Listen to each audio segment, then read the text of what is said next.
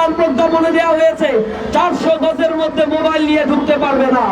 Presiding officer, polling agent কোন voter mobile নিয়ে যেতে পারবে না। এর মানে একটি আভাস দেওয়া হচ্ছে ভোট কেন্দ্রে কারচুপির এক নীল নকশা প্রণয়ন করা হচ্ছে। যদি সেটা হয়, আমরা ইসিকে স্পষ্টভাবে বলে দিচ্ছি, এই ইলেকশন যদি তালবাহানা করা হয়, আর 1 জুলাই নেমে আসবে ইনশাআল্লাহ। আমরা তোমাদের প্রতি আস্থা রাখতে চাই, জনগণের ভোটাধিকার প্রয়োগ করতে দিতে হবে। যদি ভোটাধিকারের ক্ষেত্রে কোনো টালবাহানা করা হয়, তা মেনে নেওয়া হবে না। আমরা লক্ষ্য করেছি ঢাকাবাসী জুলাই বিপ্লব পরবর্তী সময়ে তাদের প্রতিটি লোকের কাছ থেকে, রাস্তাঘাটে একজন মুড়ি বিক্রেতার কাছ থেকে আগে 50 টাকা চাঁদা দিতে, এখন 100 টাকা চাঁদা দিতে হয়। কোনো বিল্ডিং তারা তৈরি করতে পারে না, চাঁদা দিতে হয়। সন্ত্রাস ধর্ষণে অভয়ারণ্যে পরিণত করেছে। চাঁদা দিতে না পারার কারণে প্রকাশ্য দিবালোকে পাথর মেরে হত্যা করা হয়েছে মানুষকে। যারা পাথর মেরে মানুষকে হত্যা করতে পারে, তাদের কাছে এই বাংলাদেশ নিরাপদ নয়।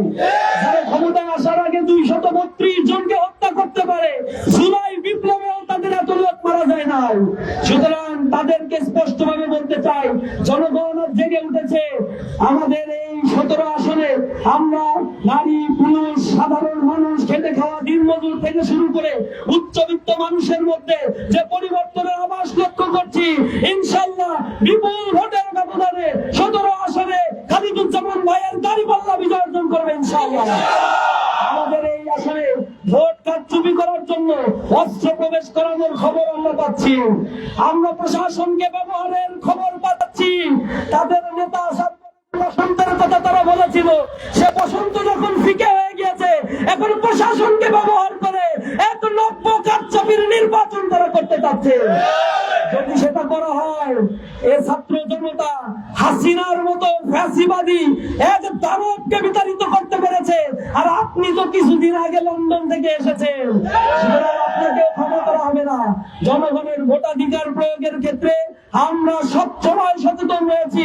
ইসলামী ছাত্র শিবির বাংলাদেশের প্রতি ইঞ্চি মাটিকে পাহারা দিবে।